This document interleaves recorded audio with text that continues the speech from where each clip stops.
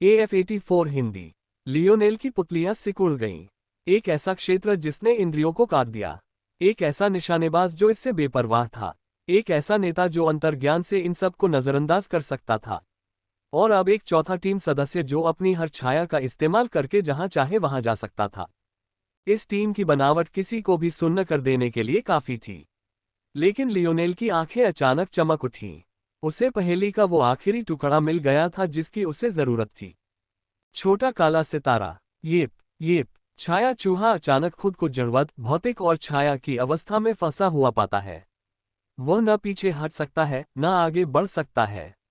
उसे ऐसा लगता है जैसे किसी उच्चतर सत्ता ने उसकी आत्मा को जकड़ लिया हो। PCHU। अंधेरे में एक छोटा सा मिनट चमका। जब वह फिर प्रकट हुआ तो उसके नन्हे पंजों में एक धड़कता हुआ दिल जकड़ा हुआ था। जरा से दबाव से ही वह फट गया और खून और लहू की बारिश में गिर पड़ा। पांडा ही एकमात्र ऐसा व्यक्ति था जो ये दृश्य देख सकता था। ब्लैक स्टार की प्यारी सी हिलती हुई मूंछों और उसकी खूनी हरकतों के बीच के अंतर ने उस उदासीन अनुभवी का भी दिल दहला दिया। छाया के अधिपति के विरुद्ध अंधकार क्षेत्र और छाया टेलीपोर्टेशन क्षमता का उपयोग करना, ये दोनों पैरों से शीघ्र कब्र में छलांग लगाने जैसा था। पांडा के पास शब्द नहीं थे। उसे समझ नहीं आ रहा था कि वह इसे कैसे समझाए। युद्ध के बीच में उसकी क्षमता की सबसे बड़ी कमजोरी ये थी कि उसे बातचीत करने में बहुत समय लगता था। इसीलिए शैडो रैट का होना बहुत जरूरी था, जो अंधेरे से अप्रभावित रहता था। डबल शॉट जो समय से पहले अपने लक्ष्य को पहचान सकता था और उसी के अनुसार निशाना लगा सकता था, और मैनसन जो सहज ज्ञान से आगे बढ़ सकता था। साथ मिलकर उन्हें इतने अंधेरे में भी न्यूनतम संवाद की आवश्यकता थी। जब मैनसन ने 10 मीटर कहा तो यही एकमात्र संवाद था जो दूसरों से खुद तक आ सकता था। जब बात उच्च स्तर की संवेदी क्षमताओं वाले लोगों की आए तो मैनसन ही एकमात्र ऐसे व्यक्ति थे जो उनकी सीमाओं को तुरंत पहचान सकते थे। फिर भी लियोनेल ने न सिर्फ अपनी पहुंच से बाहर से चलाई गई 2 गोलियों को चकमा दिया था, बल्कि शैडो रैट ने हमला करने के लिए भी लियोनेल के चकमा देने के ठीक बाद का समय चुना था। आमतौर पर यही सबसे सही मौका होता है, लेकिन इस बार अभ्यास में वह सीधे जाल में फंस गया था। वो छोटा मिंक, उस छोटे मिंक के बारे में कोई जानकारी क्यों नहीं थी? पांडा की आंखों का आलस्य गायब हो गया। उसे एहसास हुआ कि उसे अपना क्षेत्र गिराना ही होगा। यही एकमात्र रास्ता था जिससे उन्हें मौका मिल सकता था। हालांकि उसे तुरंत एहसास हुआ कि उसकी हरकतें सुस्त हो गई हैं। एक मानसिक दबाव ने उसकी सजगता को कुंद कर दिया है। उसे बस 2 तैरते हुए बैंगनी रंग के गोले दिखाई दे रहे थे जो अंधेरे में उसकी आत्मा में चुभ रहे थे। जब समय फिर से तेजी से आगे बढ़ा तो उसने अपना गला पकड़ लिया और जो शब्द वह बोलने की कोशिश कर रहा था वे बुदबुदाते हुए निकल रहे थे। वह समझ नहीं पा रहा था कि वह बूढ़ा सज्जन जो अपनी देखभाल और सावधानी के लिए जाना जाता था, इतनी महत्वपूर्ण बात कैसे भूल सकता है। उसने एक बार भी उस छोटे से मिंक का जिक्र नहीं किया। एक बार भी नहीं। जैसे जैसे पांडा की दृष्टि धुंधली होती गई उसे लगा कि कम से कम यह अच्छा है कि उसका क्षेत्र लुप्त हो जाएगा। इससे मैनसन को एक मौका मिलेगा। बदकिस्मती से उसकी आखिरी नजर एक छोटे से मिंक पर पड़ी जो उसके गले से नीचे कूदकर उसकी छाती में छेद कर रहा था और अपने साथ एक परछाई ले जा रहा था जो उसे किसी तरह अजीब तरह से जानी पहचानी लग रही थी। वह सोच भी नहीं पाया कि इसका क्या मतलब है, इससे पहले कि वह पूरी तरह से गिरकर मर गया। लियोनेल ने हल्के से अपना पैर थपथपाया और एक झटके में डबल शॉट के सामने आ गया। वह घबरा गया। वह पांडा या शैडो रैट की तरह अंधेरे में नहीं देख सकता था, लेकिन उसकी क्षमता निशानेबाजी की श्रेणी में एक संवेदी प्रकार की थी। इससे वह किसी भी लक्ष्य पर एक निशान लगा सकता था जिससे उसे उनके स्थान की जानकारी मिलती और आंखें बंद करके भी उन पर निशाना लगाने की क्षमता मिलती। जाहिर है यह एक निम्न स्तर की अंकन क्षमता थी क्योंकि इसमें होमिंग क्षमता नहीं थी, लेकिन फिर भी ये बताने के लिए पर्याप्त था कि लियोनेल अचानक उससे 50 मीटर से 5 मीटर से भी कम दूरी पर चला गया था।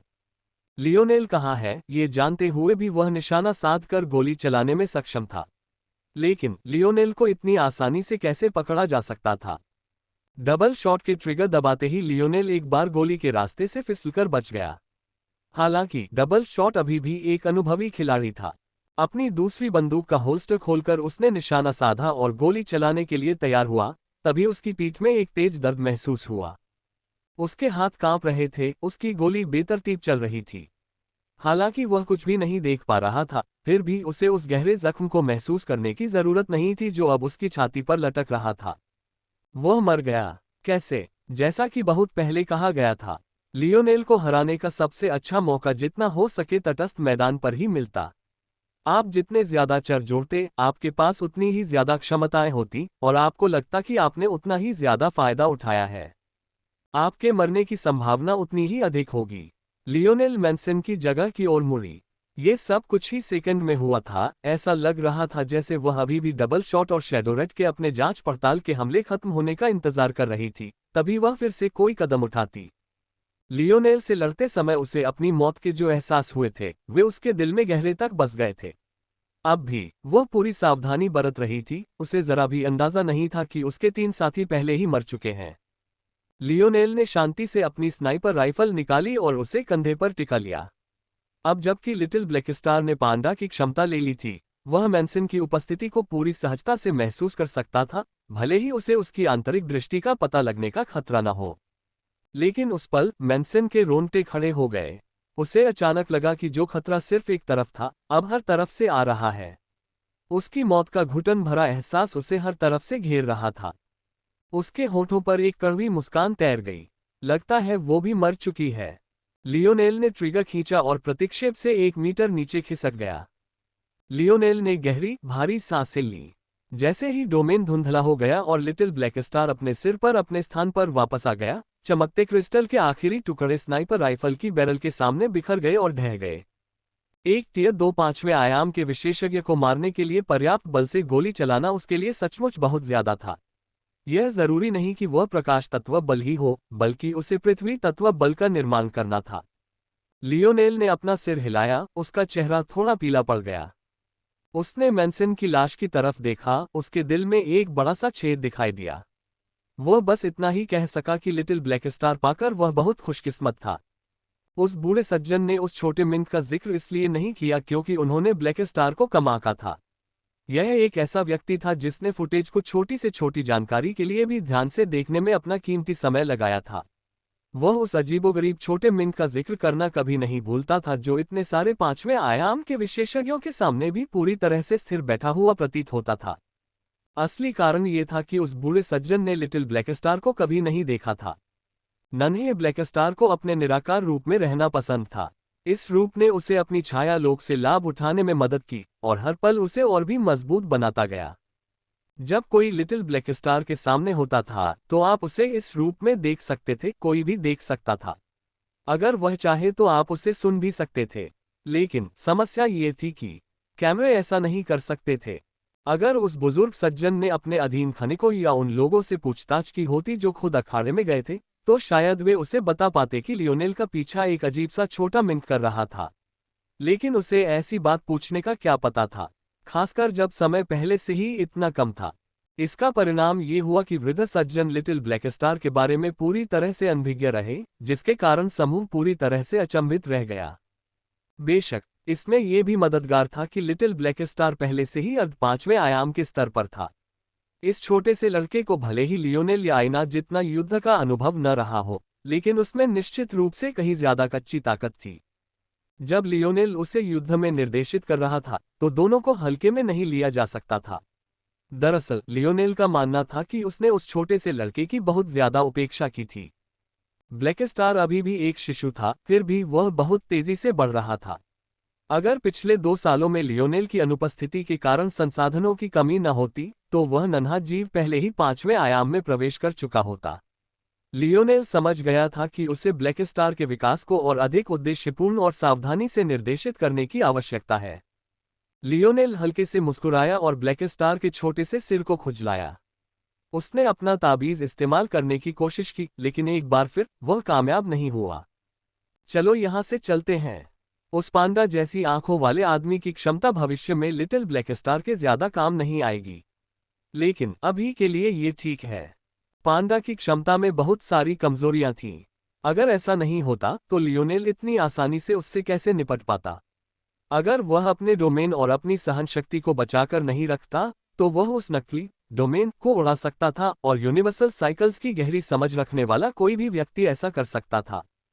अच्छी खबर ये थी कि लिटिल ब्लैक स्टार के हाथों में ये क्षमता अधिक शक्तिशाली थी, लेकिन इतनी भी नहीं कि भविष्य में इसे छोड़ना पड़े। लियोनेल ने अपने आसपास पड़ी लाशों की ओर देखा और सिर हिलाया। उनकी क्षमताएं भी लेने लायक नहीं थीं।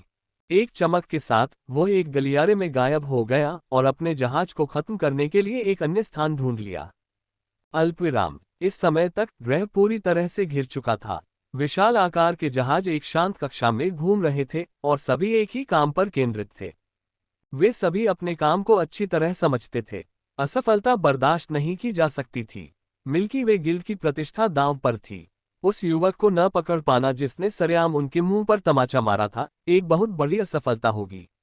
इसकी अनुमति नहीं दी जा सकती थी और वे सभी यह जानते थे। इनमें से एक जहाज के आलीशान ढंग से सजे केबिन में एक अलग ही माहौल था। जहां दूसरे जहाजों में भयानक बोझ भरा हुआ था, वहीं ये जहाज प्रतिद्वंद्विता, युवा जोश और सबसे महत्वपूर्ण विनम्रता से भरा हुआ था। मरकर भी वो छोटी कुतिया कुछ भी ठीक से नहीं कर पाए। पहले तो वो घर में चौथे आयाम का कोई कूड़ा कचरा लाती है और अब उससे बदला लेने के लिए ये सब कर रही है। कसम से, अगर मेरा बस चले तो मैं उसे फिर से दफनाने के लिए खोदकर निकाल दूं। आवाज एक तीखी लाल पोशाक पहने एक व्यंग्यात्मक युवती की थी। अगर उसके चटक लाल होठों पर हमेशा की तरह उपहास न होता, तो वह भी हीरा जैसी ही शालीनता रखती। किसी के लिए भी ये तय करना मुश्किल था कि वे उसकी खूबसूरती का स्वाद लेना चाहते हैं या फिर उसके मुंह पर मुक्का मार देना चाहते हैं। हालांकि उसके दोनों बड़े भाई अपनी छोटी बहन के रवैये को सुधारने के लिए बिल्कुल तैयार नहीं थे। दरअसल उनकी भौहों के बीच के भाव से ऐसा लग रहा था कि वे पूरी तरह सहमत हैं। इस बार हीरा ने सचमुच उन्हें धोखा दिया था। मिल्की वे गिल्ड की स्थिति बिल्कुल भी खराब नहीं थी। दरअसल वे पहले से कहीं ज्यादा मजबूत और शक्तिशाली थे। समस्या ये थी कि इतिहास में कोई भी गिरावट शीर्ष पर बैठे लोगों को लगभग अदृश्य ही रहती थी। उनके पिता गिल्ड प्रमुख ओविल्टीन ने बहुत कम उम्र से ही उनके मन में यह बात बिठा दी थी। वे जितने शक्तिशाली होते, उतना ही कमजोर लोग एकजुट होकर उन्हें नीचे गिराने की कोशिश करते। इससे बचने का एक ही तरीका था कि वे इतने शक्तिशाली बन जाएं कि कोई भी ऐसा करने की हिम्मत न करे। उनके पिता छठे आयाम में प्रवेश करने की कगार पर थे। एक बार ऐसा हो जाने पर वे अंततः अपनी अगली योजना पर आगे बढ़ेंगे और संघ को एक बड़े स्तर पर ले जाएंगे। और फिर भी जब वे और भी अधिक ऊंचाई पर थे, तब ये घटना घटी। ये बिल्कुल अस्वीकार्य था। ग्रेटा ओविल्टीन पिछले 2 वर्षों में मिल्की वे गिल्ड के कई गार्ड हीरा को सौंपे जाने की संभावना से परेशान थे, लेकिन जब सुरक्षा का लक्ष्य ग्रेटा थी, तो ये कम परेशानी और अधिक भय था। इस अनोखी स्थिति में वह जितनी भी कठोर थी, उसे रोजाना ऐसा व्यवहार करने के लिए कई कारण मिल रहे थे। अगर हीरा उसका जीवित या यूं कहें कि मृत निशाना नहीं होती, तो निस्संदेह कोई और ही होता। हालांकि इस बारे में ज्यादा कुछ नहीं किया जा सकता था। ग्रेटा हीरा के विपरीत एक महान प्रतिभा थी जिसकी गिल्ड प्रमुख ओविल्टीन ने कद्र की थी। उड़ते जहाज के आलीशान होल्डिंग रूम की स्थिति देखकर ऐसा लग सकता है कि वहां केवल 4 ओविल्टीन भाई बहन थे, खासकर जिस तरह से उन्होंने अब दिवंगत हीरा के साथ बदसलूकी की, लेकिन ये सच से कोसों दूर था। गिल्ड प्रमुख ओविल्टीन की सिर्फ एक पत्नी थी, लेकिन दर्जनों औरतें थीं जिनके साथ वह अक्सर मिलता था। दुर्भाग्य से उन औरतों के लिए उनके रिश्ते को बयां करने के लिए अक्सर शब्द ही सबसे उपयुक्त था, क्योंकि गिल्ड प्रमुख ने उन्हें कभी कोई दर्जा नहीं दिया, यहां तक कि उपपत्नी जैसी छोटी उपाधि भी नहीं। यहाँ 3 भाई बहनों में से केवल सबसे बड़ा टोबिन ओविल्टीन, एक युवक जिसकी सबसे खासियत उसकी चमकदार हरी आंखें थीं, गिल्ड हेड की इकलौती पत्नी का था। ग्रेटा समेत बाकी 2 बच्चे भी इन्हीं अक्सर आने वाली महिलाओं से थे। ये कहा जा सकता है कि हीरा की एक खास बात यह थी कि वह भी गिल्ड प्रमुख की पत्नी से पैदा हुई थी, लेकिन इसी वजह से उसे ग्रेटा के गुस्से से एक अतिरिक्त तीखापन भी मिला। इस मामले की सच्चाई वैसी नहीं थी जैसी कोई उम्मीद कर सकता था। गिल्ड प्रमुख ने किसी अविवाहित महिला से सिर्फ प्रतीकात्मक वफादारी दिखाने के लिए शादी नहीं की थी। दरअसल ये कहा जा सकता है कि गिल्ड प्रमुख की पत्नी एमिरा ओविल्टीन एक आम औरत थी। अपने जीवन के अंतिम चरण में भी वह नाजुक और सुंदर दिखती थी। उसकी प्रतिभा अच्छी थी, 5वें आयाम में प्रवेश कर चुकी थी और उसके उच्चतर स्तरों तक भी पहुंच चुकी थी, लेकिन छठे आयाम में प्रवेश करने का कोई मौका नहीं था। उसकी पारिवारिक पृष्ठभूमि बहुत कमजोर नहीं थी, लेकिन बहुत मजबूत भी नहीं थी। यदि उसका वर्णन करना हो तो वह एक प्रदर्शनी केस में रखी ट्रॉफी के समान है, लेकिन उसे उसी शेल्फ पर रखी बड़ी ट्रॉफियों के पक्ष में आसानी से नजरअंदाज किया जा सकता है।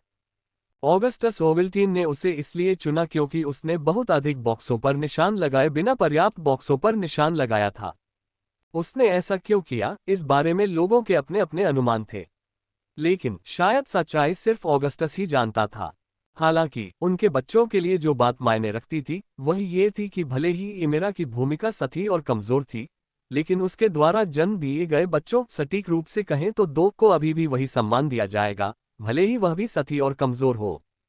हेरा जिस घर में पैदा हुई थी उसके कारण भले ही उसे जीवन में कोई सच्ची शक्ति ना मिल पाती, लेकिन कम से कम उसे हर मौके पर काटने, खरोचने और नोचने की जरूरत नहीं पड़ती। वह आराम से और बेफिक्र होकर जिंदगी जी सकती थी। उसके पास हमेशा उतना ही धन होता जितना वह खर्च कर सकती थी, उतना ही खाना जितना वह खा सकती थी, उतना ही मनोरंजन होता जितना वह ले सकती थी। उसे कभी किसी चीज की कमी नहीं होगी। क्या इसलिए ग्रेटा उससे इतनी नाराज नहीं थी? इतनी प्रतिभा होने के बावजूद उसे यहाँ खड़े होने के लिए कितनी ही बकवास चीजों से बाहर निकलना पड़ा होगा। लेकिन ग्रेटा के लिए ये तो बस एक छोटी सी बात थी। उसे हीरा से असली नाराजगी इस बात से थी कि वह कुतिया उसे दिए गए काम से संतुष्ट नहीं लग रही थी। वह बाकियों से लड़ने और अपनी जगह बनाने के लिए होड़ करने लगी, मानो उसे ऐसा करना ही पड़े, और उसके चुने हुए तरीकों से ग्रेटा को ऐसा महसूस होने लगा जैसे उसकी रूह कांप रही हो। वह इतनी कमजोर थी, लेकिन सिर्फ उसका चेहरा ही ग्रेटा को बेहद परेशान कर रहा था। फिर भी बाकी सब चीजों से अलग जिससे वह चिढ़ती थी, ग्रेटा हीरा में छेद नहीं कर सकती थी, वरना उसने जो कुछ भी बनाया था वह सब ढह जाएगा। ग्रेटा कभी भी खुद से यह बात स्वीकार नहीं करेगी, लेकिन मृत्यु के बाद भी वह हीरा के सुंदर हाव भाव, उसकी चाल की भव्यता, उसकी मुस्कान की परिपूर्णता देख सकती थी। वह एक ऐसी महिला थी जो हर पहलू में परिष्कृत थी। भले ही वह कमजोर रही हो, लेकिन चरित्र, बुद्धि और यहाँ तक कि रूप रंग के मामले में वह अतुलनीय रूप से परिपूर्ण थी। और इससे भी अधिक क्रोधित करने वाली बात यह थी कि वह लगभग सफल हो चुकी थी। अगर उसका वह चौथा आयाम वाला कचरा सचमुच पृथ्वी पर विजय प्राप्त कर लेता, तो क्या उन सभी को उसके चरणों में झुकना नहीं पड़ता? ग्रेटा किसी ऐसी चीज के साथ पैदा होना स्वीकार कर सकती थी जो उसके पास नहीं थी, जैसे कि हैसियत, लेकिन ऐसी चीज के साथ पैदा होना और फिर भी उससे बेहतर होना, ग्रेटा इसे स्वीकार नहीं कर सकी। हेरा की मृत्यु के बारे में उसे केवल एक ही बात से गुस्सा आया कि वह स्वयं ऐसा नहीं कर सकती थी। ग्रेटा जितनी भी क्रोधित थी, रोलो को बहुत पहले ही इस बात का एहसास हो चुका था कि वह कमतर पैदा हुआ था और हीरा से उतनी नफरत नहीं करता था। शायद इसकी एक वजह ये भी थी कि हीरा एक औरत थी और उसे अपनी छोटी बहन से एक बड़े आदमी के तौर पर जलन होना बेतुका लग रहा था, लेकिन उसे यह जरूर पता था कि उसे यह स्थिति बिल्कुल पसंद नहीं थी। टोबिन तो खैर ठीक ही रहेगा, लेकिन ग्रेटा और उसकी नाकामी का मतलब होगा कि उन्हें अभी जो अनुकूलता मिली है उसे वापस पाने के लिए सालों मेहनत करनी पड़ेगी। यह ऐसा था जैसे अचानक किसी पॉप परीक्षा में आपके 90% अंक आ जाएं, सिर्फ इसलिए क्योंकि कोई ऐसा व्यक्ति जिसे आप जानते ही नहीं थे टीचर के साथ बदतमीजी कर रहा था। भला उसे गुस्सा क्यों ना आता? खैर, ये तो बस एक अक्सर आने वाली औरत के बच्चे की जिंदगी थी। उसे तो कब का दिन रात खुद को साबित करने की आदत हो गई थी। अचानक तेज आवाजें सुनाई देने लगीं, जैसे कोई जहाज वायुमंडल से बाहर निकल गया हो। भाई बहन ने एक साथ भौहें चढ़ाईं, क्या बेवकूफ है, इसे मार गिराओ और चलो घर चले, टोबिन ने लापरवाही से कहा। उसके शब्द मुश्किल से ही निकले थे कि चारों तरफ से ऊर्जा की किरणें बरसने लगीं। इतनी ताकत कि 5वें आयाम के चांद को भी मलबे में बदल सकती थी। जैसे ही छोटे जहाज को कई विशालकाय जानवरों ने घेर लिया, मानो गुलेल से पत्थर निकाला गया हो, तो उसका त्वरण अचानक दोगुना हो गया। तेजी से पतले होते वायुमंडल में चिंगारियां और विस्फोट गूंज रहे थे, फिर भी ऐसा लग रहा था कि वे छोटे जहाज को और तेजी से आगे बढ़ा रहे हैं, क्योंकि वह उनके घेरे से बाहर निकल रहा है। रोशनियां इतनी तेज थीं और जहाज बाकी सब चीजों के अनुपात में इतना छोटा था कि तुरंत मान लिया गया कि ऑपरेशन सफल रहा। लेकिन अगर इतनी उच्च तकनीक को बेवकूफ बनाना इतना आसान होता, तो गिल्ड ने इन्हें बनाने में इतने अरबों डॉलर क्यों लगाए होते? हालांकि जिस बात ने भाई बहनों को अचंभित कर दिया वो ये थी कि जिस क्षण जहाज ने अपने चारों ओर की गति का उपयोग करके वायुमंडल की अंतिम पतली परतों को पार किया, उसी क्षण एक शानदार आभा बिखेरते हुए रूनिक पैटर्न एक प्रभामंडल की तरह खिल उठे। पहले तो रून सीधे उसकी चिकनी चांदी जैसी सतह पर उकेरे गए, लेकिन अगले ही पल वे सजीव हो गए, मानो उनमें जान फूंक दी गई हो। वे सतह से ऊपर उठे और टिमटिमाती चांदी की एक सुरक्षात्मक डिस्क बनाए जो तब तक चमकती रही जब तक कि वह अपने छोटे फ्रेम की ओर जाने वाली दूसरी किरणों से भी मुकाबला नहीं करने लगी। टोबिन की आंखें चौड़ी हो गईं। पीछे हटो, अब बचाव की रणनीति अपनाओ। बहुत कम लोग टोबिन के आदेशों के पीछे के उद्देश्य को समझ पाए, लेकिन उनका काम समझना नहीं था। हालांकि गिल्ड प्रमुख के कुछ बच्चे खुद को कमतर समझते थे, फिर भी उनमें से किसी के भी ऐसे संबंध होने का पता चलने पर उसे आसानी से नहीं रोका जा सकता था। इसके अलावा टोबिन उनके जैसा नहीं था, वह प्रमुख की वैध पत्नी से पैदा हुआ था। उसके आदेशों की अनदेखी होने की संभावना और भी कम थी। हालांकि उन्हें यह एहसास होने में ज्यादा समय नहीं लगा कि टोबिन ने उन सभी की जान बचाई थी। लहराते चांदी के निशान एक अवर्णनीय शिखर पर पहुंच गए, चमक के ऐसे स्तर को छूते हुए जो दूर से सूर्य से प्रतिस्पर्धा करता प्रतीत हो रहा था। और फिर ऐसा लगा जैसे सब कुछ ध्वस्त हो गया। एक छोटा सा ब्लैक होल जिसका आकार बहुत छोटा था और जिसका प्रभाव विनाशकारी था, वास्तविकता के घेरे से होकर गुजरा। ग्रह की कक्षा हिल गई, अपनी धुरी से झुक गई। दूर स्थित चंद्रमा विकृत हो गए और अरबों वर्षों से जिस पथ पर वे चलते आ रहे थे उसे बनाए रखने के लिए कांपते हुए मानो आकाश में समा जाने का खतरा हो। और वे सभी जहाज जो कभी उन्हें घेरे हुए थे अस्त व्यस्त हो गए। कुछ जहाज तो बहुत पास आ गए थे, उनके आगे के पतवार चकनाचूर हो गए, घुमावदार जगह के नीचे विकृत हो गए। जो कभी विशाल क्षुद्रग्रहों के आकार के विशालकाय जहाज थे वे अचानक कबाड़ धातु में बदल गए। चिंगारियां उड़ रही थीं और खून हवा में तैर रहा था। विडंबना कहे या दुनिया की क्रूरता का प्रदर्शन, ये सब उस नरसंहार के बीच क्षणिक बूंदों से ज्यादा कुछ नहीं था, जहाज के इतने बड़े हिस्से की उन्हें पहचानना भी मुश्किल था। जो जहाज दूर थे वे थोड़े भाग्यशाली थे, लेकिन फिर भी परिणाम ये हुआ कि वे अपने स्टीयरिंग पर नियंत्रण खो बैठे। अंत विनाशकारी था। कुछ जहाज नीचे विंसेरो ग्रह की ओर गिरे, जो बाहर से सफेद, हरे और नीले रंग के सुंदर भंवरों की तरह दिख रहे थे, जिनमें से दिल दहला देने वाले विस्फोट और कराहने तथा चीखने की धातु की खून जमा देने वाली आवाजें आ रही थीं। कुछ जहाज अपनी कक्षा से बाहर निकल गए तथा अंतरिक्ष की गहराइयों में बहते चले गए तथा उनके प्रणोदन में गड़बड़ी हो गई, जिससे उनका नियंत्रण छिन गया। लेकिन सबसे ज्यादा विनाशकारी 3 जहाज थे जो एक दूसरे से सीधे टकरा गए। इससे जो तबाही हुई वो उन जहाजों से भी ज्यादा भयंकर थी जो बहुत पास थे। कम से कम बाद वाले मामले में ये शुरू होते ही खत्म हो गया, लेकिन इस मामले में ऐसा लग रहा था कि यह अनंत तक जारी रहेगा। जब भी विस्फोट रुकते एक और श्रृंखला शुरू हो जाती।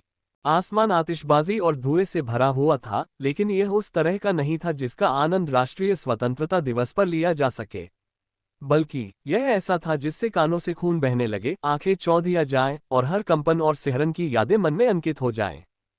कई वर्षों बाद जब यह मामला इतिहास की पुस्तकों के लिए एक केस स्टडी बन गया, तो ये ज्ञात हुआ कि मिल्की वे गिल्ड को एक ऐसे जहाज को निशाना बनाकर इतना विनाशकारी नुकसान उठाना पड़ा था जिस पर उनका लक्ष्य भी नहीं था।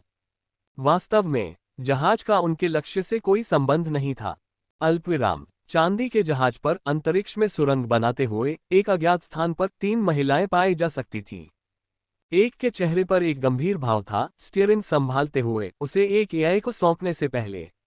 दूसरी के चेहरे पर उलझन थी, मानो वह सोच रही हो कि आखिर वह इस झंझट में कैसे फंस गई, जबकि उसका दिल गले में अटका हुआ था। और आखिरी वाली तो स्तब्ध थी, अपनी कलाई पर किसी चीज को घूर रही थी, बिना कुछ बोले। दरअसल उसके हाव भाव से लग रहा था कि वह बहुत लंबे समय तक नहीं बोलेगी। और शायद अगर आप उसके मन में झांकें तो आपको पता चलेगा कि शायद उसका फिर कभी बोलने का इरादा ही नहीं था। यदि ये तीनों यूरी, सावाहन और आयना नहीं हैं तो और कौन हो सकते हैं? यह एक विडंबना ही थी कि जिस कार्य से लियोनेल पूरे दिल और आत्मा से घृणा कर सकता था, उसने उसकी सुरक्षा की गारंटी दे दी थी। हालांकि किसी को यह एहसास नहीं हुआ कि आधे दिन बाद सिर्फ एक छोटा जहाज ही नहीं था जो गिल्ड की सुरक्षा में बनी दरारों से छिपकर निकल गया। एक और सुरक्षित जहाज भी था जो ऐसा ही कर रहा था। और अजीब बात यह है कि ये दोनों जहाज ग्रह विंसेरो के बिल्कुल अलग अलग छोर से निकले और एक दूसरे के विपरीत दिशा में चल पड़े। पहले वाले ने लियोनेल को पकड़ा, जो अपनी आसानी से भागने की कोशिश से हैरान था। उसे पूरा यकीन था कि उसे अपनी सारी चालें चलनी पड़ेंगी। अगर उसे पता होता कि हालात ऐसे होंगे तो वह पहले घंटे में ही निकल सकता था। जहां तक दूसरे का प्रश्न है, जहाज अंतरिक्ष में चक्कर काट रहा था। वह अंधेरे में उड़ता हुआ एक छोटा सा कांच का गोला सा लग रहा था, जिसकी चौड़ाई हथेली की आधी भी नहीं थी। जाहिर है उसमें एक इंसान को संभालना नामुमकिन था और उसकी गति इतनी तेज थी कि लियोनेल का अपना जहाज भी शर्मसार हो जाता था। कुछ सप्ताह बाद ये यान एक अज्ञात उजाड़ ग्रह पर उतरा। ये लगभग अस्तित्वहीन वातावरण को चीरता हुआ एक ऐसे गड्ढे में पहुंचा जिसमें मुट्ठी भी नहीं समा सकती थी, तथा जटिल और लगातार चौड़ी होती सुरंगों के एक विस्तृत समूह से होकर गुजरा जो आगे बढ़ने के साथ और अधिक मानव निर्मित प्रतीत होती थी। और फिर यह एक बड़ी प्रयोगशाला में प्रकट हुआ जिसकी दीवार से दीवार तक चांदी की धातु, जटिल कांच के बर्तन और मोटे बांह के आकार के तार लगे हुए थे, जिनमें से सभी को पूरे चीज के केंद्र में एक पहलू या किसी अन्य में पाया जा सकता था। यह एक बड़ी ट्यूब थी जो ऊपर तक तरल पदार्थ से भरी हुई थी। उसके चारों ओर 3 पुरुष और महिलाएं बैठे थे और उसकी निगरानी कर रहे थे। उनके चेहरे पर गंभीर भाव थे।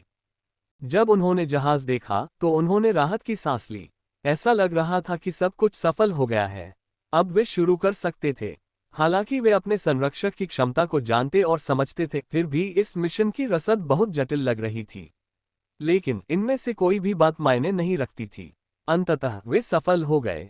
जहाज एक विशेष डिब्बे में प्रवेश कर गया और पाया कि वह कांच की नली के साथ तैर रहा है और उसके भीतर अर्धनग्न लड़की का शव भी तैर रहा है। जैसे ही बर्तन ने इस लड़की को छुआ, एक हल्की सी धड़कन हुई और उसने अपनी आंखें खोल दी।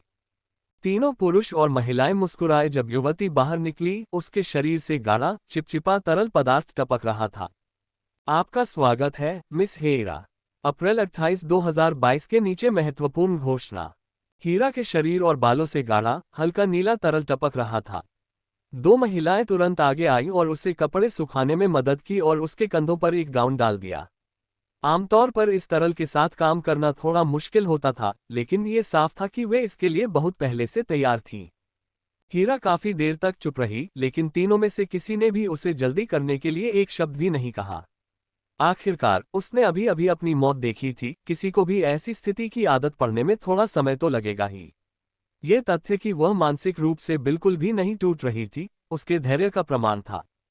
ये कहा जा सकता है कि हीरा की क्षमता काफी अनोखी थी और आत्मा संचालन क्षमता सूचकांक के अंतर्गत आती थी। इस क्षमता के अस्तित्व के कारण ही कई लोग इसे आत्मा बल कहते थे, जबकि आमतौर पर इसे मानसिक बल या दबाव कहना ज्यादा सटीक होता है। लियोनेल की प्रतिभा के बावजूद उसने कभी अपनी आत्मा का कोई प्रत्यक्ष रूप नहीं देखा था। उसने अपना कोई लघु रूप नहीं देखा था, न ही अपनी चेतना का कोई केंद्र खोज पाया था। जहां तक वह जानता था, आत्मा का कोई मूर्त रूप नहीं था, या कम से कम उसके लिए तो कोई था ही नहीं। हालांकि हीरा अलग थी। उसकी क्षमता वाले लोग न केवल इस रूप को देख सकते थे, बल्कि इसका उपयोग भी कर सकते थे। जहां तक क्षमता सूचकांक की बात है, वह भी 5 स्तरों में विभाजित था। बीज, जड़, रूप, हेरफेर, अमरता। पहला बीज स्तर आत्मा के सबसे अपरिपक्व रूप को दर्शाता है। यह उससे एक कदम आगे है जो अधिकांश लोगों के पास होता है और आमतौर पर केवल उन्हीं लोगों के लिए उपलब्ध होता है जिनके पास ये क्षमता होती है, जो किसी विशेष जाति से होते हैं या जिनके पास एक विशेष वंश कारक होता है। दूसरे स्तर पर ये बीज जड़ पकड़ लेता है। यह आत्मा की शक्ति में वृद्धि और उसकी दृढ़ता व स्थायित्व में वृद्धि का प्रतीक है। अंततः तीसरे स्तर पर मूलाधार रूप धारण कर लेता है। सबसे सामान्य रूप व्यक्ति का प्रतिनिधित्व होता है, आमतौर पर शरीर की एक छोटी, अधिक अलौकिक छवि। हालांकि ऐसा हमेशा नहीं होता, खासकर उन लोगों के लिए जो चौथे स्तर तक पहुंच जाते हैं। हेरफेर तक पहुंचने पर न केवल आत्मा का रूप बदला जा सकता है, बल्कि वह बिना किसी दंड के शरीर से पूरी तरह स्वतंत्र होकर अस्तित्व में रह सकती है। इस चौथे स्तर को छूने वाला व्यक्ति शरीर के साथ भी उतना ही जीवित रह सकता है जितना बिना शरीर के। अंत में अमरता, जो केवल विद्वानों के लिए आरक्षित है। इस अवस्था में आत्मा की आयु ग्रहों और तारों जितनी होती है। भले ही शरीर क्षीण और मुरझा जाए, आत्मा इससे कहीं अधिक समय तक जीवित रहती है। कोई भी निश्चित नहीं है कि यह वास्तविक अमरता है या नहीं, लेकिन यह निश्चित है कि आप अपने आयाम और उससे भी उच्च आयामों के लोगों से कहीं अधिक समय तक जीवित रहेंगे। इन सब बातों से ज्यादातर यह पता चलता था कि आत्मा हर चरण में कैसा रूप धारण करेगी, लेकिन इसके अलावा यह एक बेकार क्षमता लगती थी जब तक कि आप चौथे या 5वें स्तर तक न पहुंच जाएं। लेकिन यह सच से कोसों दूर है। आत्मा हेरफेर क्षमता सूचकांक वाले लोगों में अपनी आत्मा पर नियंत्रण रखने के अलावा भी कई क्षमताएं होती हैं। वे ज्यादातर लोगों से ज्यादा बुद्धिमान होते हैं, ज्यादा ग्रहणशील और संवेदनशील होते हैं, उनकी इंद्रियां अलौकिक होती हैं और जब सही तकनीकों के साथ जोड़ा जाता है तो उनकी आत्मा दूसरों की तुलना में ज्यादा टिकाऊ होने के कारण काफी विनाशकारी कौशल प्रदर्शित कर सकती है। किसी ऐसे व्यक्ति से मिलना जिसके पास आत्मा को नियंत्रित करने की क्षमता हो और जिसके पास उनके साथ जोड़ी बनाने की तकनीकें भी हों, किसी व्यक्ति द्वारा किए जा सकने वाले सबसे साहसी कार्यों में से एक था। हीरा तीसरे स्तर यानी रूप अवस्था पर पहुंच गई थी। इस स्तर पर उसकी आत्मा बिना शरीर के अनिश्चित काल तक जीवित नहीं रह सकती थी, जैसा कि चौथे स्तर पर रह सकती थी, लेकिन फिर भी वह बिना शरीर के कई महीनों या यहाँ तक कि सालों तक जीवित रह सकती थी। इसने उसे इस प्रयोगशाला तक पहुंचने और उसके लिए तैयार किए गए इस जहाज को अपने नियंत्रण में लेने के लिए पर्याप्त समय दे दिया था। ये वाहन वास्तव में उसके मूल शरीर का एक क्लोन था, जिसका चेहरा इतना संशोधित किया गया था कि जो लोग उससे परिचित थे वे उसे पहचान नहीं पाए। क्लोनों के साथ समस्या ये थी कि उनका जीवन काल छोटा होता था और आमतौर पर उनका व्यक्तित्व उस व्यक्ति से बहुत अलग होता था जिससे उन्हें क्लोन किया गया था। लेकिन उन्हें तैयार करना मुश्किल नहीं था। आखिरकार 21वीं सदी की पृथ्वी, जो कि एकमात्र तृतीय आयामी भूमि है, के लोग भी ऐसा कर सकते थे।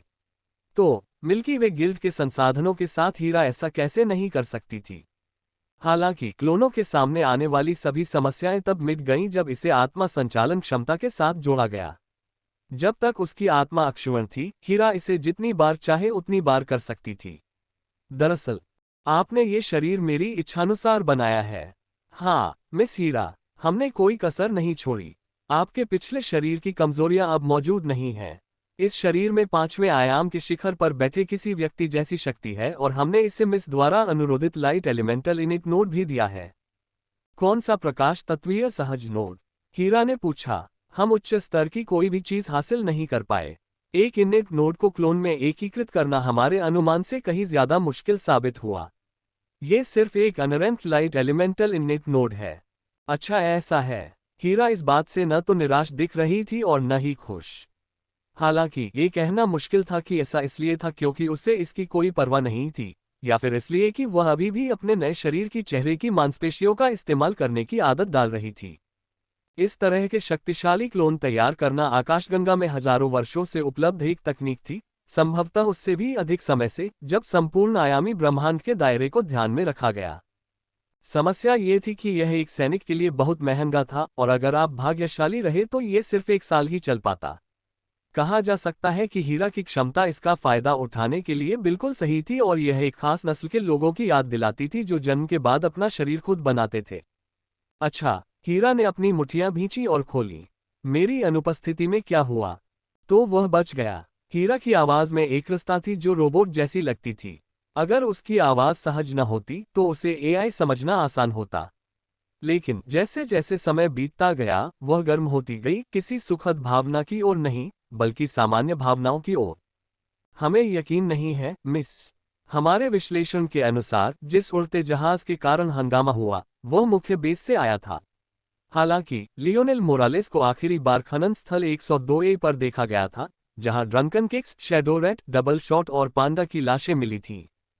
हमारे पास यह मानने का कारण है कि उड़ते हुए जहाज पर लियोनेल मोरालेस नहीं था, लेकिन ग्रेह विंसेरो जल्द ही अस्त व्यस्त हो गया था, इसलिए ये बताना असंभव है कि वह अभी भी सतह पर है या बहुत पहले ही चला गया है। वह चला गया है, हीरा ने भावशून्यता से पुष्टि की। तीनों वैज्ञानिकों ने एक दूसरे की तरफ देखा लेकिन स्पष्टीकरण मांगने की जहमत नहीं उठाए। वे हीरा के साथ काफी समय से काम कर रहे थे और जानते थे कि अगर वह चाहेगी तो जवाब दे देगी, अगर नहीं तो पूछने का कोई फायदा नहीं था। हीरा ने एक गहरी सांस ली और उसका शरीर अचानक शिथिल हो गया, मानो एक पल में ही उसका सामान्य व्यवहार वापस आ गया हो। उसकी चाल की सूक्ष्म सुंदरता, उसकी आंखों की बुद्धिमान चमक, उसकी सांसों की शांत लय, मानो कुछ वापस अपनी जगह पर आ गया हो, उसका व्यक्तित्व वापस आ गया हो। उम्मीद से थोड़ा ज्यादा समय लगा। हीरा ने सिर हिलाया। बस इतना ही नहीं हुआ है ना? ठीक है। ग्रेटा ओवल्टीन और रोलो ओवल्टीन को अपनी असफलता के कारण काफी आलोचना झेलनी पड़ी है। दूसरा, जिन 4 संगठनों ने भाग लिया था वे अपने क्षेत्रों में लौट आए हैं, लेकिन लगभग एकांतवास की स्थिति में पहुंच गए हैं। उनकी गतिविधियां सीमित हैं और जो गतिविधियां हो रही हैं उनमें से अधिकांश लियोनेल मोरालेस की तलाश में बदल गई हैं। तीसरी बात, जैसा कि उम्मीद थी, बूढ़े सज्जन के हाथ में हैवॉक है। ऐसा लगता है कि उन्हें अभी भी ऐसा लग रहा है कि पहेली का कोई टुकड़ा उनसे छूट गया है। हीरा ने सिर हिलाया। वह बूढ़ा आदमी हमेशा से ही तेज रहा है। अगर यह न होता तो उसे इतनी महत्वपूर्ण संपत्ति का प्रभारी न बनाया जाता। हालांकि अगर उसके पास पर्याप्त जानकारी नहीं है तो वह कितना भी तेज क्यों न हो, कोई फर्क नहीं पड़ता। उद्धरण चिन्ह ... मिस, क्या उस हैवॉक व्यापारी पर भरोसा करना सुरक्षित है? कोई बात नहीं, हीरा ने बेपरवाही से कहा। उसके पास भी बदलाव लाने लायक जानकारी नहीं है। किसी न किसी तरह मिल्की वे गिल्ड मेरे सामने घुटने टेक ही देगा। क्या हीरा अपने दिवंगत मंगेतर अनारेद से प्यार करती थी? जवाब था हाँ, लेकिन इसकी वजह शायद ज्यादातर लोगों को हैरान कर सकती है। जिन लोगों में आत्मा को नियंत्रित करने की क्षमता थी, वे अविश्वसनीय रूप से संवेदनशील थे। वे भावनाओं को अन्य लोगों की तुलना में कहीं अधिक तीव्रता से अनुभव करते थे और स्वाभाविक रूप से सहानुभूतिशील थे। हीरा ने शुरू में अनारेड को अपने अंतिम लक्ष्य की ओर ले जाने वाली एक रोशनी के रूप में देखा था। हालांकि ये बहुत जल्दी ही एक सच्चे मोह में बदल गया। इससे कोई मदद नहीं मिली कि अनारेड की उसके प्रति भावनाएं इतनी स्पष्ट थीं मानो वह उसके विचारों पर एक किताब पढ़ सकती हो। उनके लिए अनारेड की मृत्यु एक प्रियजन का नुकसान और एक ऐसा झटका था जिसने उनकी दशकों से बनाई जा रही योजनाओं को बर्बाद कर दिया। फिर भी वह हीरा ओवल्टीन थी। असफलता एक ऐसी चीज थी जिसकी वह बहुत पहले ही आदी हो चुकी थी। सच तो ये था कि उसने इस तरह मरने की उम्मीद नहीं की थी। हालांकि उसने इसकी थोड़ी सी संभावना जताई थी, लेकिन ये कहा जा सकता था कि लियोनेल ने उसे एक बार फिर चौंका दिया था, जो कि उसकी आदत थी। लेकिन उसे अब भी लग रहा था कि यह नतीजा उसकी सोची हुई मौत से भी बेहतर था। यह इतना आश्चर्यजनक और अनोखा था कि किसी को अंदाजा भी नहीं हुआ कि यह सब उसने ही रचा है। यही बात इसे और भी बेहतरीन बनाती है। मैं उसे जल्द ही मार डालूंगा, लेकिन इस मामले में मुझे उसका शुक्रिया अदा करना होगा। मैं अपने उस तथाकथित पिता को उखाड़ फेंकने के एक कदम और करीब पहुंच गया हूं। अगर पृथ्वी उसकी जेब में होती तो चीजें आसान होती। अगर वह कामयाब हो जाती तो बस कुछ ही समय में गिल्ड काउंसिल पूरी तरह से उसके पक्ष में हो जाती। हालांकि उसे लगा कि यह तरीका उसकी मूल योजना से भी अधिक स्वादिष्ट हो सकता है। तारांकन लियोनेल को उस ग्रह तक पहुंचने में हीरा से भी ज्यादा समय लगा जहां वह उतर सकता था। दुर्भाग्य से उसने अपने यान की अधिकांश उपयोगिता ग्रह विंसेरो के आसपास के क्षेत्र से भागने में लगा दी थी। यही कारण था कि उसने पवन तत्व अयस्कों पर इतना जोर दिया। वह अस्थिर हवाओं का उपयोग करके अपने लिए एक अतिरिक्त शक्ति प्राप्त करने की योजना बना रहा था, जिसका मुकाबला मिल्की वे गिल्ड के लोग नहीं कर पाएंगे। उस समय उसे यह अंदाजा नहीं था कि वहां कोई रक्षात्मक जाल नहीं होगा जिसकी उसे उम्मीद थी। दरअसल वहां कुछ भी नहीं था। वह उस ग्रह से ऐसे उड़ गया मानो किसी साधारण यात्रा पर निकला हो। जब लियोनेल इस ज्यादातर निर्जन ग्रह पर उतरने में कामयाब हुआ तो उसने अपने जहाज से बाहर कदम भी नहीं रखा। इसके बजाय उसने अपना संचार तावीज निकाला और अपनी क्राफ्टिंग क्विल से उसे संशोधित करना शुरू कर दिया। अब तक उसे लग रहा था कि आइना वेलिएंट ग्रह पर वापस आ जानी चाहिए। इसलिए दोनों तावीज़ों के बीच पहले से स्थापित कनेक्शन का इस्तेमाल करके वह उसके स्थान पर टेलीपोर्ट हो जाएगा। इससे उस स्थिति में भी मदद मिलेगी जब वे किसी अप्रत्याशित जगह पर हो। इस तरह वह बिना वजह यात्रा नहीं करेगा।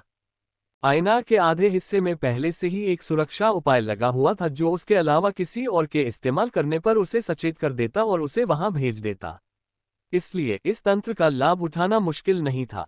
मुझे उतार चढ़ाव को छिपाना चाहिए और शायद दूसरी तरफ भी कुछ छिपाव जोड़ना चाहिए। अगर मैं फिर से पीछा किए जाने के लिए टेलीपोर्ट हो जाऊं तो ये बहुत ही हास्यास्पद होगा।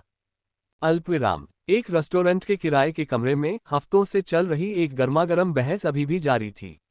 जाहिर है वहां एस्ट्रोजन का एक भी अंश नजर नहीं आ रहा था। जो कुछ दिख रहा था उससे किसी को अंदाजा नहीं था कि ये भाइयों का एक समूह है जो सदियों से साथ रह रहे हैं। उद्धरण चिन्ह ... हम ऐसा नहीं कर सकते।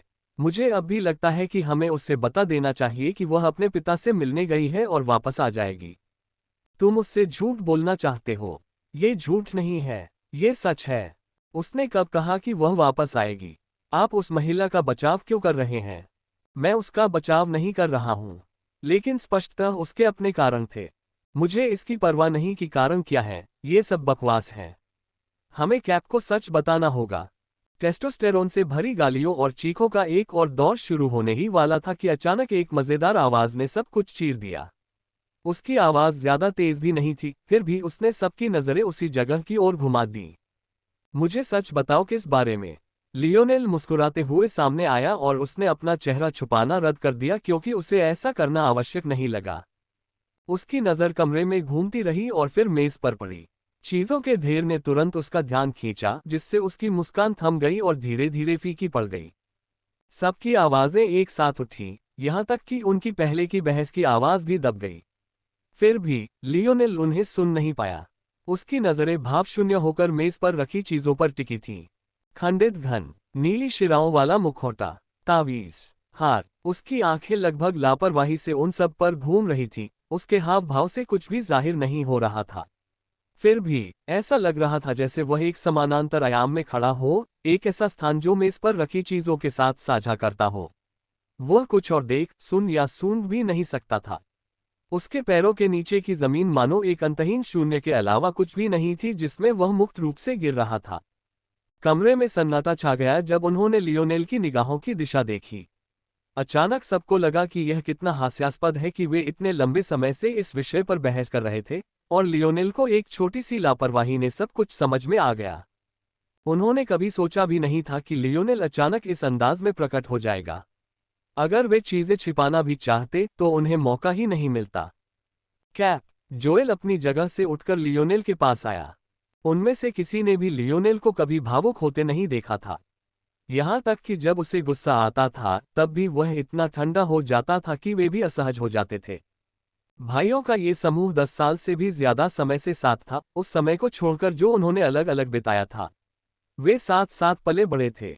5 साल की उम्र से लेकर जब उन्होंने पहली बार फुटबॉल पैड पहने थे तब से लेकर 17 साल के सीनियर होने तक। जब तक वे साथ खेलते रहे उन्होंने बेशक कई मैच हारे थे। हालांकि लियोनेल की ऐसी हालत होने पर उनमें से किसी को भी हार याद नहीं रही। ऐसा लग रहा था मानो उन सभी को एक अति तनाव की स्थिति में धकेल दिया गया हो। उनके मन और शरीर पूरी तरह से सतर्क थे, मानो किसी आदेश का इंतजार कर रहे हों। जोएल लियोनेल के सामने खड़ा था, लेकिन लियोनेल उसे सीधे देख रहा था। जोएल ने अपने जीवन में अब तक का सबसे असहज अनुभव किया था। लियोनेल ने अपनी नजरें नहीं हटाईं, न गर्दन घुमाए, न सिर एक तरफ झुकाया। दरअसल जोएल को ऐसा लग रहा था जैसे उसके गले में कोई छेद किया जा रहा हो। क्या यही सब कुछ है? लियोनेल बोला। उसकी आवाज में कोई खास दर्द नहीं था, बल्कि वो काफी सुकून देने वाली थी। वो ऐसी आवाज थी जिसे कोई सोते हुए भी सुन सकता था। लियोनेल की आवाज आमतौर पर ऐसी नहीं थी, न ज्यादा गहरी थी, न ज्यादा ऊंची। उसमें एक मधुर बेफिक्री थी जो उसके आसपास के लोगों को अपनी ओर खींचती थी। लेकिन इस पल उसकी सुकून भरी प्रकृति में एक तरह की जबरदस्ती छिपी थी जो जवाब चाहती थी। यह एक ऐसा सवाल था जिसका जवाब सुनने वाला हर कोई देने को मजबूर था, एक ऐसा सवाल जिसका जवाब चाहकर भी झूठ नहीं बोल सकता था। हाँ, यही सब कुछ है, जोएल ने जवाब दिया। अच्छा ऐसा है। लियोनेल खामोश हो गया और पूरा कमरा भी खामोश हो गया। उसके सभी साथियों की निगाहें उस पर टिकी थीं, चिंता उनके माथे पर थी। हालांकि उनमें से किसी ने एक शब्द भी नहीं बोला। वे जानते थे कि इस पल लियोनेल अपनी ही दुनिया में कदम रख रहा था और उसे कुछ भी समझ नहीं आएगा। ये बिल्कुल वैसा ही था जैसा शुरुआत में था। वह उनकी बात सुन भी नहीं पाएगा। और वे बिल्कुल सही थे। लियोनेल के सपनों की दुनिया में उसका एक स्वप्न क्लोन खड़ा था। इस स्वप्न क्लोन के सामने एक सुनहरा तराजू रखा था। तराजू के एक तरफ आईना की लगभग हूबहू प्रतिकृति थी, लेकिन उसके आर पार देखा जा सकता था। दूसरी तरफ लियोनेल की एक हूबहू प्रतिकृति थी जिसके आर पार भी देखा जा सकता था। लियोनेल के ड्रीम क्लोन ने हाथ हिलाया। नीली नसों वाला मुखौटा, ताबीज, हार और खंडित घन की प्रतिकृतियां प्रकट होकर आईना की तरफ गिर पड़ीं। सुनहरा तराजू हिल गया, एक तरफ भारी होकर गिर पड़ा। सपनों की दुनिया की सफेद दीवारों से एक तेज आवाज गूंज उठी, जिससे हर तरफ कंपन की लहरें उठ रही थीं। हालांकि लियोनेल के सपनों के क्लोन ने कोई प्रतिक्रिया नहीं दी, जबकि आईना की प्रतिकृति का दिल गिर गया। बालों को पकड़कर ड्रीम क्लोन ने प्रकाश के कण बनाने शुरू कर दिए। ये कण बनने के बाद वे धीरे धीरे लियोनेल की प्रतिकृति की ओर तैरने लगे। लियोनेल ने हवा को पकड़ा, जिससे रोशनी का एक और कण बना। अंदर आईना से उसकी पहली मुलाकात की तस्वीर उभर रही थी। उसके छोटे कटे बाल और शर्मीली मुस्कान साफ दिखाई दे रही थी। लियोनेल ने उसे हल्के से आगे उछाला और फिर एक और बना लिया। इस एक में आप आईना के सामने उसका पहला इकबालियापन देख सकते थे। कोई सोच सकता था कि उसकी पहली प्रतिक्रिया उस घबराए हुए भागे हुए व्यक्ति जैसी होगी जिसकी सबको आदत हो गई थी। लेकिन लियोनेल की याददाश्त अलग थी। उस दिन उसकी मुस्कान इतनी चमकदार थी कि वह हमेशा के लिए उसके दिल में बस गई। बस उसके बाद ही वह घबराकर भाग गई। लियोनेल ने प्रकाश की किरण को आगे की ओर फेंका। संतुलन थोड़ा सा बदला, लेकिन ये चीजों को एक बार फिर संतुलित करने के लिए पर्याप्त नहीं था। एक के बाद एक रोशनी के कण बनते गए। हर याद, हर एहसास, हर पहला पल, हर अनुभव। हालांकि आखिरी स्मृति के उतरने के बाद भी संतुलन संतुलित नहीं हुआ था। लियोनेल भावशून्य खड़ा रहा। कोई यादें बाकी नहीं थीं। उसने आईना को 7 सालों से जानते हुए सब कुछ लिख दिया था। फिर भी ये सब उन 4 चीजों से ज्यादा भारी नहीं था। उस पल मानो लियोनेल के दिल के ऊपर कैंची मंडरा रही हो, किसी ऐसी चीज को काटने के लिए तैयार जो मानो जीवन भर से उसके साथ रही हो। लेकिन जैसे ही चमकती हुई कैंची चमकी, करीब आने के लिए तैयार हुई, लियोनेल की नजरों में एक याद तैर गई, उसकी प्रतिकृति के किनारे नाचती हुई।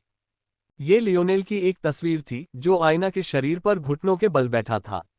उसकी टांगों का निचला हिस्सा उड़ गया था, इतना झुलस गया था कि पहचानना मुश्किल हो गया था। उसका अपना चेहरा कालिख और मैल से ढका हुआ था और उसके चेहरे पर क्रोध साफ दिखाई दे रहा था। बिना कुछ कहे लियोनेल का हाथ एक बार फिर हवा में थाम गया। इस बार यह कोई स्मृति नहीं थी जो बन रही थी, बल्कि एक वस्तु थी। बाकी वस्तुओं की तुलना में ये जर्जर थी और कई जगहों से टूटी हुई भी थी। फिर भी लियोनेल के हाथ में इसका वजन बहुत ज्यादा था। यह एक ब्रेसलेट था, मात्र सी ग्रेड का खजाना। लियोनेल ने उसे आगे फेंका।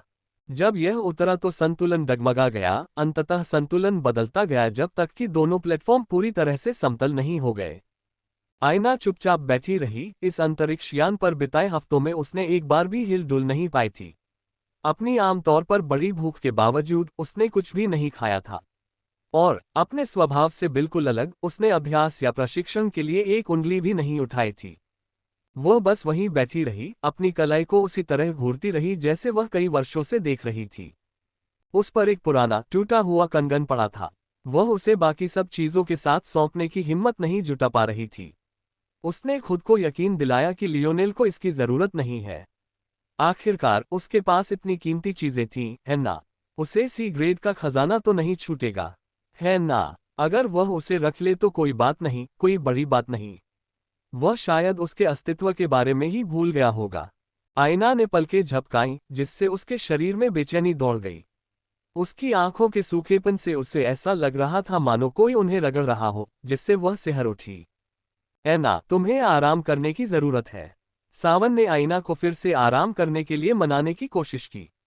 वह गिनती ही भूल चुकी थी कि उसने कितनी बार कोशिश की थी। चौथे आयाम में रहने वाले किसी व्यक्ति के लिए भी इतने लंबे समय तक जागते रहना निश्चित रूप से स्वास्थ्य के लिए ठीक नहीं था।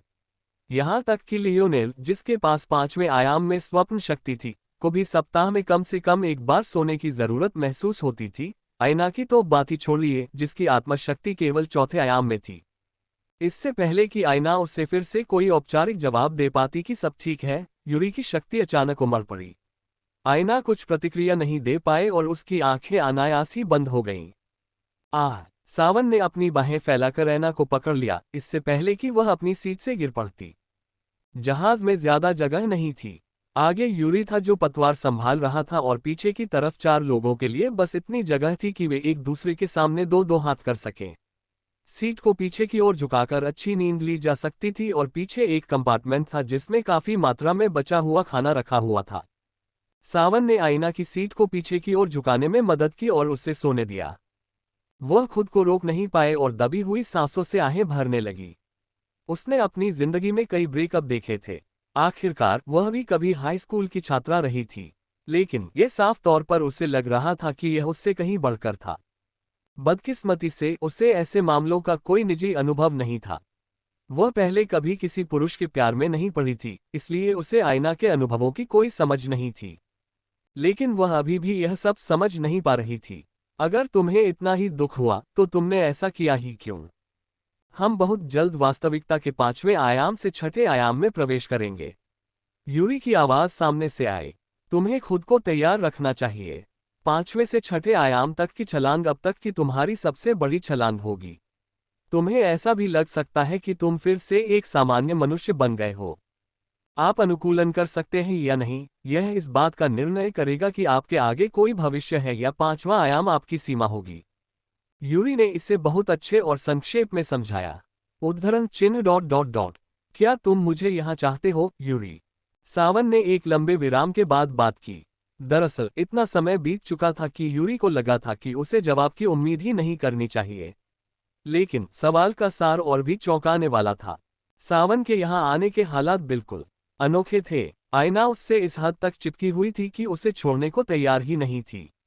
नतीजतन यूरी के पास सावन के सामने एक प्रस्ताव रखने के अलावा कोई चारा नहीं था। वह सौदा बहुत आसान था। यह एक व्यापक दुनिया में कदम रखने और आयामी छंद का उस तरह अनुभव करने का अवसर था जैसा उसने पहले कभी नहीं किया था। एक साधारण कांस्य संगठन की तुलना में वे जिस मुकाम पर जा रहे थे वह एक कदम भी ऊपर नहीं था। सावहन को शुरू में समझ नहीं आ रहा था कि क्या जवाब दे। वह सत्ता के नशे में नहीं थी, उसके पास मेहनत करने के लिए कुछ था ही नहीं, और उसका कोई परिवार भी नहीं बचा था। अगर उसे जवाब देना होता कि उसने हाँ क्यों कहा और आने का फैसला क्यों किया, तो इसकी वजह यूरी का प्रस्ताव नहीं था, बल्कि सावहन बस अब और अकेली नहीं रहना चाहती थी। वह चाहती थी कि उन तीनों के बीच पहले जैसा भाईचारा बना रहे, लेकिन उसे ऐसा महसूस हो रहा था कि हर गुजरते दिन के साथ इसकी संभावना कम होती जा रही है। क्या तुम्हें लगता है कि मैं तुमसे नफरत करता हूं? यूरी ने जवाब दिया। मैं। सावन को समझ नहीं आ रहा था कि क्या जवाब दे। उसे नहीं लगा कि उससे नफरत की जा रही है, बस दोनों ने एक राज साझा किया था जिसकी उसे जानकारी नहीं थी। यह ऐसा था जैसे उसे पता चल गया हो कि दो लोगों के बीच बने रिश्ते में आप तीसरे पहिए की तरह हैं। अगर वह सच कहूं तो यही एक वजह थी कि उसने खुद को अलग कर लिया था। हालांकि इस सब की विडंबना ये थी कि उस समय उसने अपने आयना और यूरी के बीच एक रेखा खींच दी थी, क्योंकि आयना ने कॉनराड को बहुत ही बेरहमी से मार डाला था। लेकिन आयना ने यह सब लियोनेल की खातिर किया था, और अब आयना और लियोनेल के बीच का मामला ही उन्हें एक बार फिर साथ ले आया। सेवाहन, मैं एक बच्ची हूं जिसे मिस आयना के पिता ने गोद लिया था।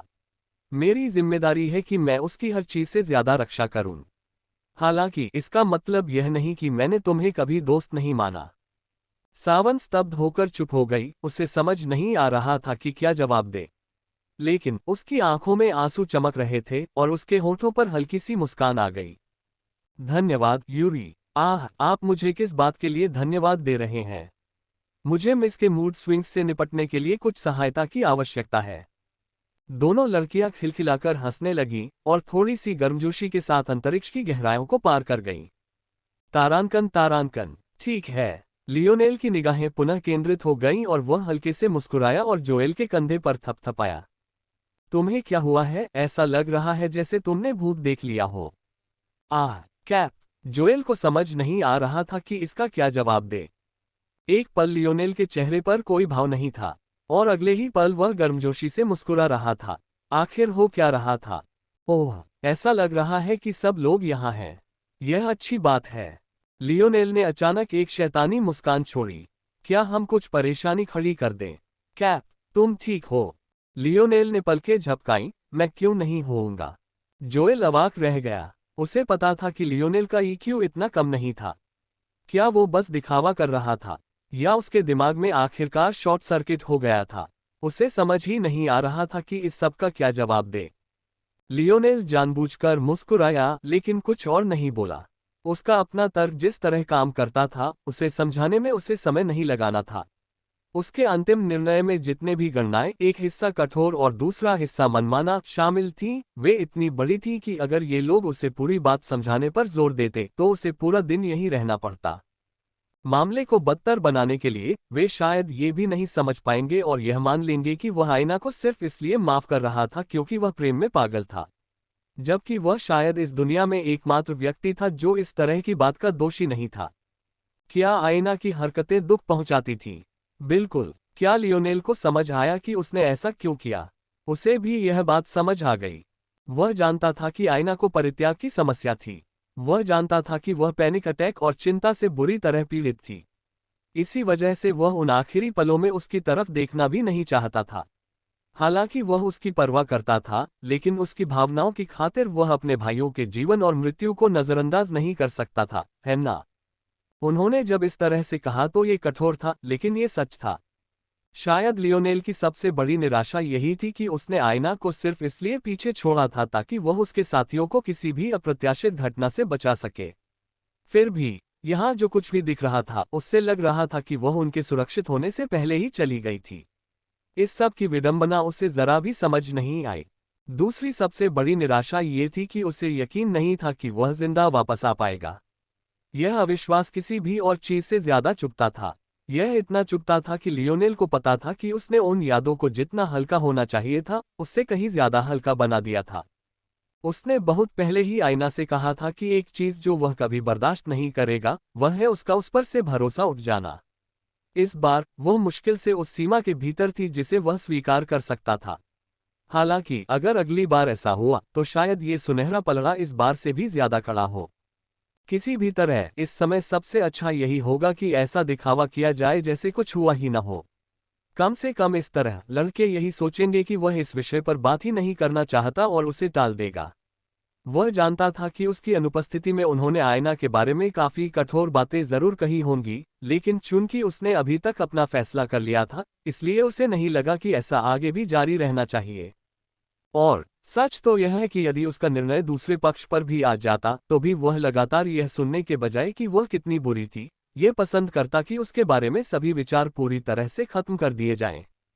तुम क्या मुसीबत खड़ी करने की कोशिश कर रहे हो, कैप? जोएल ने पूछा, मानो उसे कुछ एहसास हो गया हो।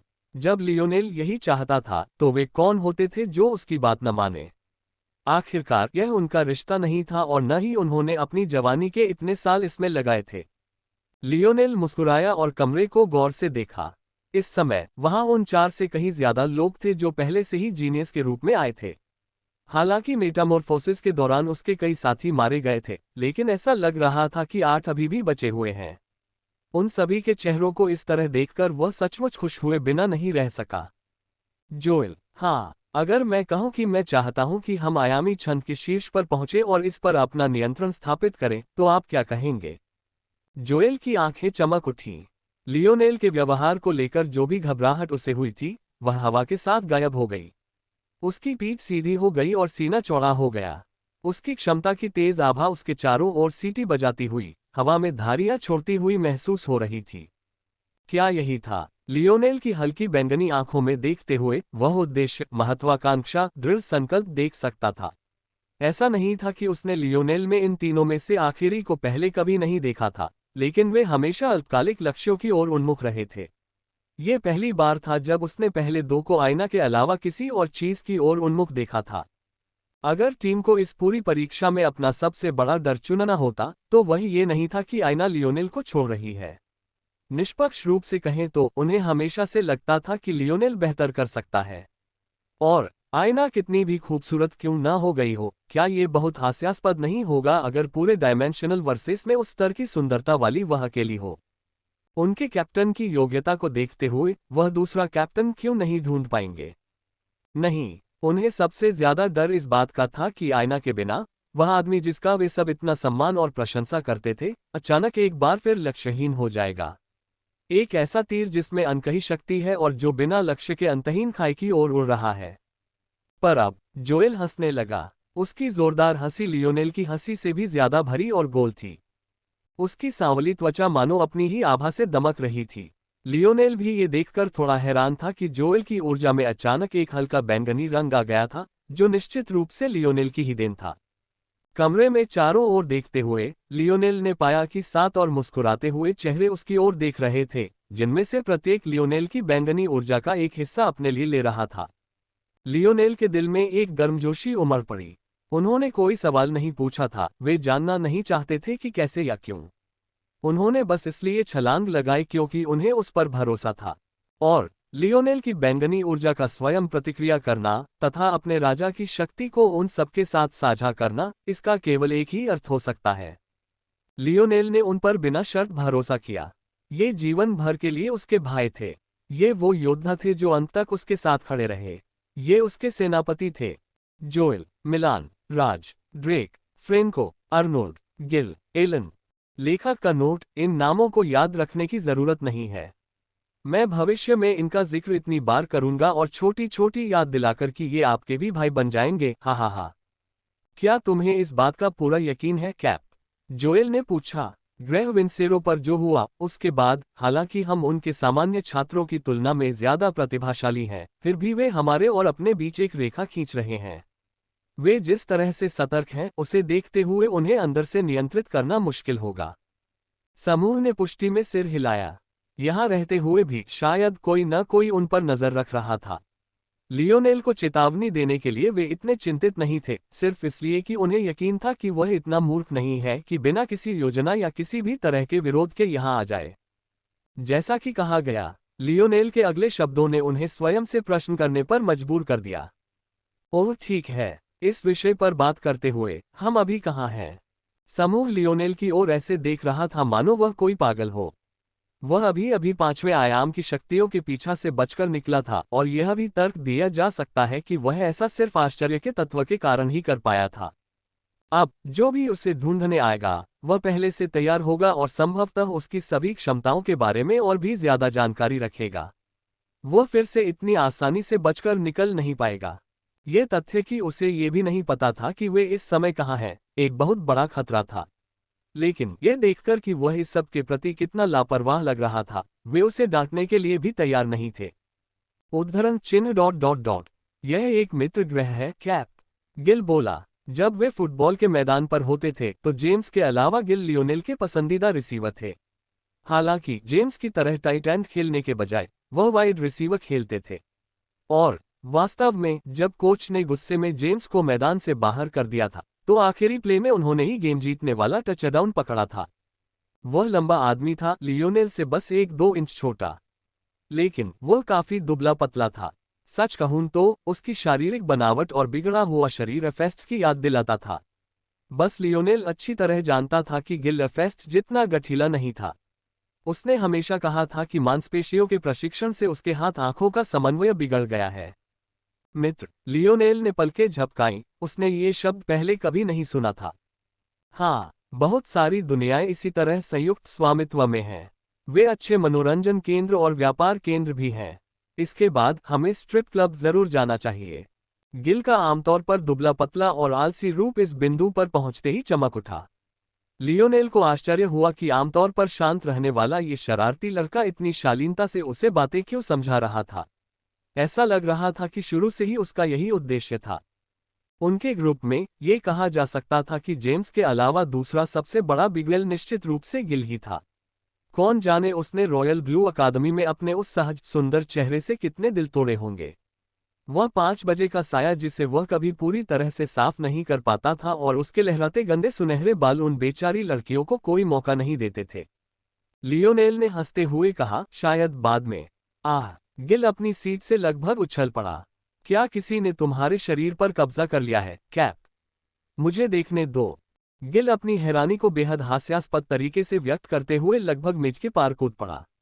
लेकिन वह ज्यादा दूर नहीं जा पाया था कि फ्रेंको ने उसके मुंह पर हाथ मार दिया।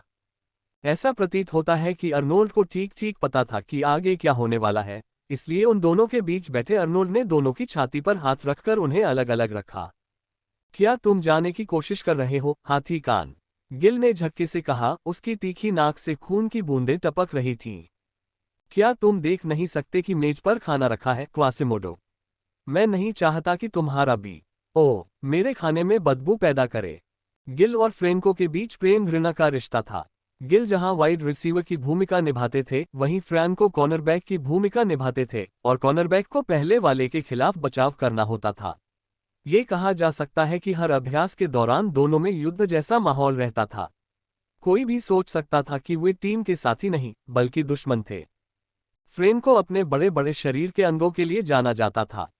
उसके बड़े पैर, बड़े हाथ और बड़े कान थे। किसी तरह ये सब मिलकर उसके लिए एक बहुत ही सुंदर पैकेज बन गए। कम से कम वह बदसूरत तो नहीं था, लेकिन ये बात गिल को उस पर हमला करने से नहीं रोक पाए। विडंबना यह है कि अर्नोल्ड, जिसने उन दोनों को रोका था, का भी मैदान पर हुई घटनाओं के कारण मिलान के साथ लगभग वैसा ही रिश्ता था। अर्नोल्ड की आंत मिलान जितनी ही बड़ी थी और उसकी छाती और बाहें भी उतनी ही मजबूत और बलिष्ठ थीं। उसके हाथ की हथेलियां शायद फ्रेंको से भी बड़ी थीं, जिसने दोनों को एक दूसरे पर कूदने से पूरी तरह रोक दिया था। यह अर्नोल्ड के लिए काफी मददगार साबित हुआ। आखिरकार वह डिफेंसिव टैकल खेलते थे, जबकि मिलान सेंटर में अभ्यास के दौरान उनकी लड़ाइयां भी काफी बदनाम थीं। लियोनेल ये सब मुस्कुराते हुए देख रहा था। कितना समय हो गया था। ऐसा लग रहा था कि आयना के प्रति अपने जुनून में उसने अपने भाइयों को नजरअंदाज कर दिया था। अब जब वह जानता था कि उन्हें ऐसा करने का पूरा हक है, तो वे उसे दोष नहीं दे रहे थे। इस बात ने उसे उन्हें फिर कभी न भूलने का संकल्प और मजबूत कर दिया। बेशक हम बाद में जा सकते हैं। लियोनेल हंसा। नहीं कैप, सच में? क्या किसी ने तुम्हारे दिमाग के साथ खिलवाड़ किया है? पूरा समूह देखने लगा। लियोनेल कब से स्ट्रिप क्लब जाने के लिए राजी हो गया। इस बार एलन ने ही गिल के सिर के पिछले हिस्से पर थप्पड़ मारा।